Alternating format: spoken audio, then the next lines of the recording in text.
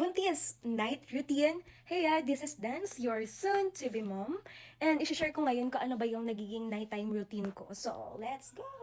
So guys, as you can see, natutulog na tayo. So, ngayon, yung nighttime routine ko is nag-wash ako ng face ko gamit Dove. Yun ang ginagamit ko sa ngayon. Nagtatanong regarding sa lotion ko kasi ang ganda nga daw ng skin ko.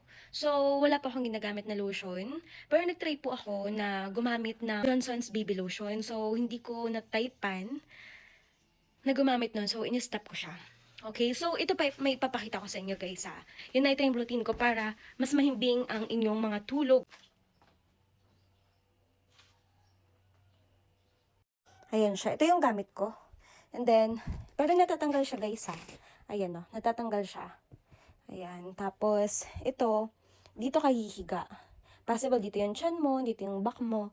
Tapos pwede mo rin ilagay dito para nakatagilid ka, diba? Kasi, mas sabi nila, mas okay daw na naka side lying pa natutulog. So, ganun, yun ang ginagawa ko. Kaya, mas comfortable ako at tuloy-tuloy yung aking sleep ngayon na kahit na third trimester ako. So, ayan, nilagay ko na rin yung link dyan para sa mga mommies na nahihirapan matulog para sa inyo to. Ayun, mag-share pa ako. Follow nyo na lang ang aking account. Mag-share pa ako ng maraming tips. Tips sa SSS, tips sa PhilHealth, kung paano mag-apply. So, let's go!